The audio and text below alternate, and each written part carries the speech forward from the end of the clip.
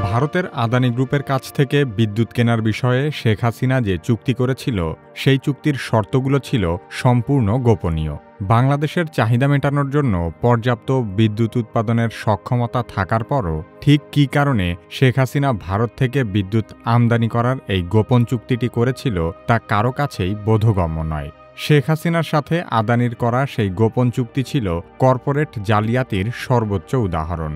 চুক্তির শর্তগুলো সবার সামনে আসলে দেশে এই বিষয়টি নিয়ে মারাত্মক অসন্তোষ তৈরি হতে পারত। সে কারণেই আওয়ামী লীগ সরকার আদানির সাথে করা চুক্তির শর্তগুলো গোপন করেছিল। সেই গোপন চুক্তির খেসারত দিতে হচ্ছে বর্তমান অন্তর্বর্তীকালীন সরকারকে। আদানি পাওয়ার বাংলাদেশের কাছে তাদের $800 মিলিয়ন বা ৯,৫৬৩ কোটি টাকা বকেয়া পাওনা পরিশোধ করার জন্য প্রধান উপদেষ্টা ড. মোহাম্মদ ইউনূসের কাছে চিঠি লিখে তাগাদা দিয়েছে। আদানি পাওয়ারের সাথে হাসিনা সরকারের দেশ বিক্রির নামান্তর সেই চুক্তিতে আসলে কী ছিল সে সম্পর্কে আলোচনা করা হবে কি কেন কিভাবে এই পর্বে। কি কেন কিভাবে চ্যানেলে আপনি নতুন হলে অনুরোধ করব সাবস্ক্রাইব করে বেল আইকনটিতে ক্লিক করুন।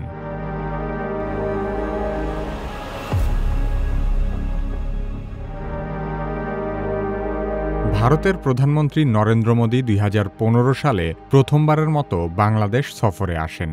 তখন নরেন্দ্র মোদী ভারতের কোম্পানিগুলোকে বাংলাদেশের বিদ্যুৎ খাতে ব্যবসা করার সুযোগ করে দেওয়ার জন্য শেখ হাসিনাকে বলেছিল। সেই সফরেই মোদী সরকারের সাথে হাসিনা সরকার ভারতের বিদ্যুৎ কেনার জন্য $4 বিলিয়ন চুক্তি সই করে। এরপর ২০১৭ সালে বাংলাদেশ বিদ্যুৎ উন্নয়ন বোর্ড এবং ভারতের আদানি পাওয়ার লিমিটেড $1.7 বিলিয়ন একটি গোপন চুক্তি সই করে। চুক্তিটি গোড্ডা বিদ্যুৎ প্রকল্প হিসেবে পরিচিত। এই চুক্তি অনুযায়ী ভারতের ঝাড়খণ্ড রাজ্যের গোড্ডা জেলায় ১,৬০০ মেগাওয়াট তাপবিদ্যুৎ কেন্দ্র গড়ে তোলা হয়। সেখান থেকে ২৫ বছর বাংলাদেশে বিদ্যুৎ সরবরাহ করা হবে। এর বাইরে চুক্তির আর কোনো শর্ত গণমাধ্যমে প্রকাশ করা হয়নি। আদানির বিদ্যুৎ নিয়ে ভারত বাংলাদেশের সরকারি কর্তৃপক্ষও কখনো খোলামেলা আলোচনা করেনি। ভারতের পররাষ্ট্র মন্ত্রণালয় বলেছে, আদানির সঙ্গে বাংলাদেশের চুক্তি একটি সার্বভৌম সরকারের সঙ্গে একটি বেসরকারি প্রতিষ্ঠানের চুক্তি। এর সঙ্গে ভারত সরকারের কোনো সম্পর্ক নেই। অন্যদিকে শেখ হাসিনার জ্বালানি বিষয়ক উপদেষ্টা তৌফিক ইলাহি ইন্ডিয়া এনার্জি উইকে বলেছে, আদানির সাথে বাংলাদেশের চুক্তিটি গোপনীয়। গোড্ডা বিদ্যুৎ প্রকল্প চুক্তির গোপনীয়তার কারণে ভারত বাংলাদেশ কোনো দেশের গণমাধ্যমেই এ সম্পর্কে বিস্তারিত তথ্য প্রকাশিত হয়নি।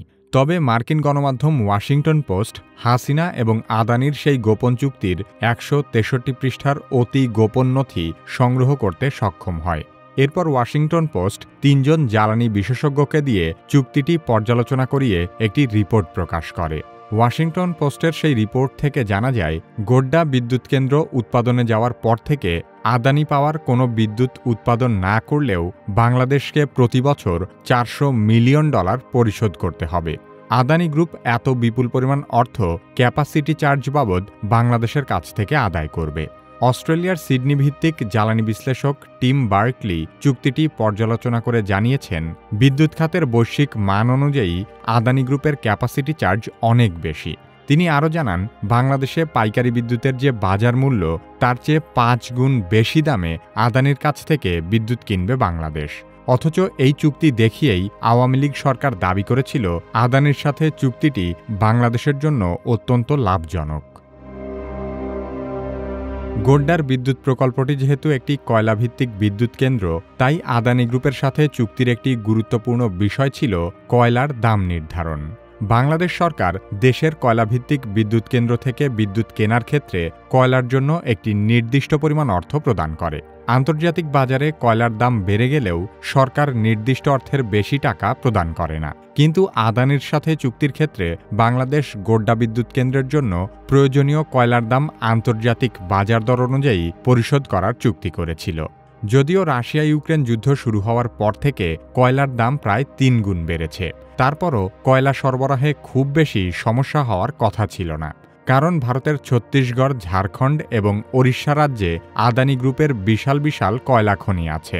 এমনকি ভারতে কয়লা উত্তোলনের অনুমতি দেওয়া ৬টি খনির মধ্যে ৪টি খনির ঠিকাদারি পেয়েছে আদানির কোম্পানি। শুধু তাই নয়, অস্ট্রেলিয়ার কুইন্সল্যান্ডে থাকা বিশ্বের অন্যতম বৃহৎ কয়লা খনিও আদানি গ্রুপের নিয়ন্ত্রণে রয়েছে।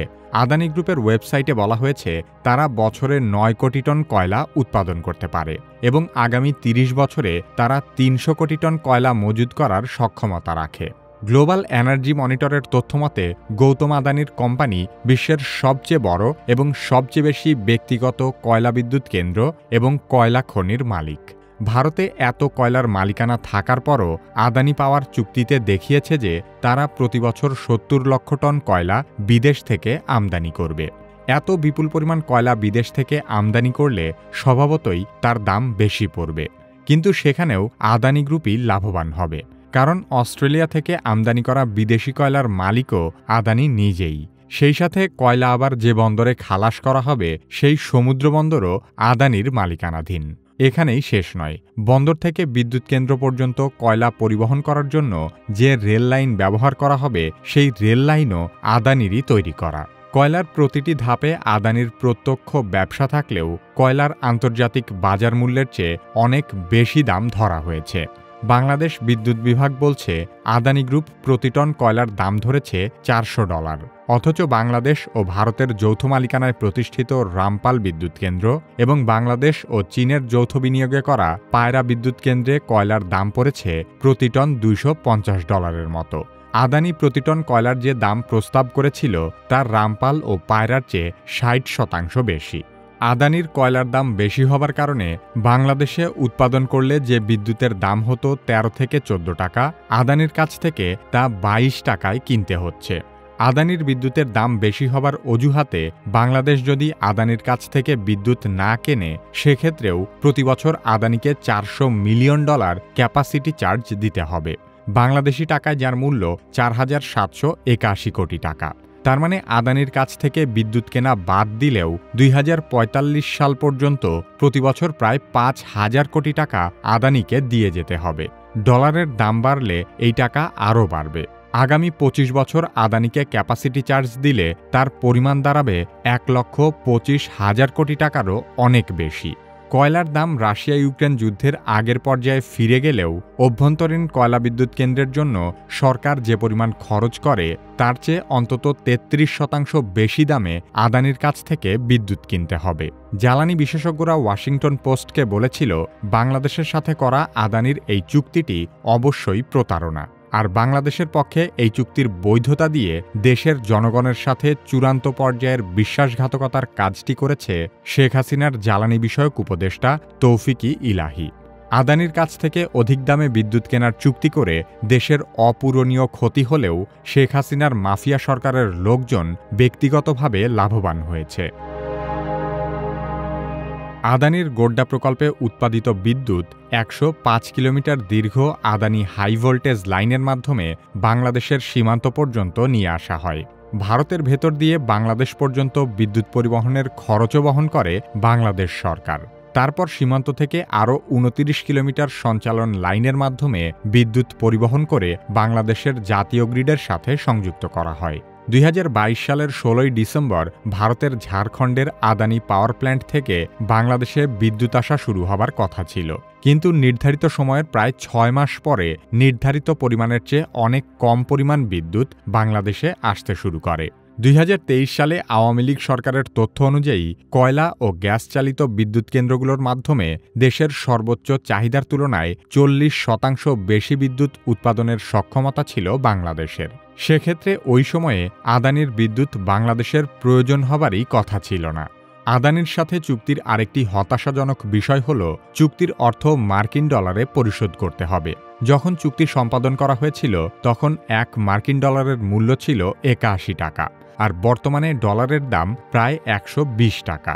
গোড্ডা বিদ্যুৎ প্রকল্প চুক্তির শর্তগুলো শুধু বাংলাদেশের জনগণের কাছে গোপন করেই প্রতারণা করা হয়নি। ধূর্ত আদানি গ্রুপ চুক্তির বেশ কিছু বিষয় বাংলাদেশ সরকারের কাছেও গোপন করেছে। নরেন্দ্র মোদীর সাথে ঘনিষ্ঠ সম্পর্ক থাকার কারণে গৌতম আদানি 2019 সালে গোড্ডা বিদ্যুৎ কেন্দ্রের জমিকে বিশেষ অর্থনৈতিক অঞ্চল হিসেবে ঘোষণা করিয়ে নেয়। এর ফলে আদানি পাওয়ার ভারতের সব ধরনের শুল্ক কর ছাড় পেয়ে যায়।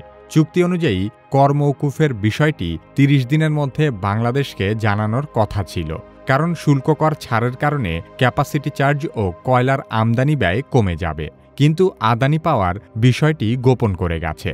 সব মিলিয়ে জ্বালানি বিশেষজ্ঞরা বলছেন, আদানি গ্রুপের সঙ্গে বাংলাদেশের করা বিদ্যুৎ চুক্তিটি বৈষম্য ও প্রতারণামূলক। শেখ হাসিনার আমলে বৈদেশিক মুদ্রার রিজার্ভ কমে গিয়ে বাংলাদেশ চরম আর্থিক সংকটে পড়েছিল। সে কারণেই হয়তো দীর্ঘদিন আদানির বিদ্যুতের মূল্য পরিশোধ করা থেকে বিরত ছিল হাসিনা সরকার। বর্তমানে বাংলাদেশের তীব্র বিদ্যুৎ সংকটের মধ্যে আদানি পাওয়ারের মোটা অঙ্কের দেনা পরিশোধ করার বিষয়টি বাংলাদেশের অর্থনীতির জন্য বাড়তি মাথা ব্যথার কারণ হয়ে দাঁড়িয়েছে। শেখ হাসিনা শুধু আদানির কাছ থেকেই নয়, ভারতের বেশ কয়েকটি সরকারি বিদ্যুৎ সংস্থার কাছ থেকেও বিদ্যুৎ আমদানি করেছে। সব মিলিয়ে ভারতের কাছে বাংলাদেশের বকেয়ার পরিমাণ $100 কোটি বা $1 বিলিয়ন ছাড়িয়ে গেছে। বাংলাদেশি টাকায় যার মূল্য 11,954 কোটি টাকা। এর মধ্যে শুধু আদানির কাছেই বকেয়া আছে $800 মিলিয়ন বা 9,563 কোটি টাকা। আদানি পাওয়ার ইতোমধ্যেই প্রধান উপদেষ্টা ড. মোহাম্মদ ইউনূসের কাছে চিঠি লিখে এই টাকা পরিশোধ করার তাগাদা দিয়েছে। এই বিপুল পরিমাণ অর্থের একটি অংশ এখনই পরিশোধ না করলে বাংলাদেশের বিদ্যুৎ সংকট আরও তীব্র হওয়ার আশঙ্কা করা হচ্ছে। কারণ ইতোমধ্যেই আদানি অন্তত 500 মেগাওয়াট বিদ্যুৎ সরবরাহ কমিয়ে দিয়েছে। ভারতের আদানি গ্রুপ বৈশ্বিকভাবে স্বীকৃত একটি প্রতারক প্রতিষ্ঠান। 2023 সালে মার্কিন অর্থনৈতিক বিশ্লেষক প্রতিষ্ঠান হিন্ডেনবার্গ রিসার্চ আদানি গ্রুপের কর্পোরেট জালিয়াতি প্রকাশ করার পর আদানি রাতারাতি $100 বিলিয়ন সম্পদ হারিয়েছিল। অতীতে কয়লাখনি কেলেঙ্কারির কারণে অস্ট্রেলিয়ার জনগণ আদানির বিরুদ্ধে প্রতিবাদ করেছে। সাম্প্রতিক সময়ে কেনিয়ায়ও বিমানবন্দর কেলেঙ্কারিতে আদানি গ্রুপ নিন্দিত হয়েছে। সেই আদানির সাথে হাসিনা সরকার বাংলাদেশের টাকা দিয়ে ভারতে বিদ্যুৎ কেন্দ্র নির্মাণ করে বাংলাদেশের চেয়ে বেশি দামে বিদ্যুৎ আমদানি করার অন্যায্য চুক্তি করেছিল। বাংলাদেশের জনগণকে না জানিয়ে গোপনে এমন প্রতারণামূলক চুক্তি সই করা প্রকৃতপক্ষে দেশ বিক্রি করে দেওয়ারই নামান্তর। আমাদের ভিডিওগুলো ফেসবুকে দেখতে চাইলে কিভাবে ফেসবুক পেজ লাইক এবং ফলো করুন। পরবর্তী ভিডিও আপলোড হওয়ার সাথে সাথে দেখতে চাইলে কিভাবে সাবস্ক্রাইব করে বেল আইকনটিতে ক্লিক করুন।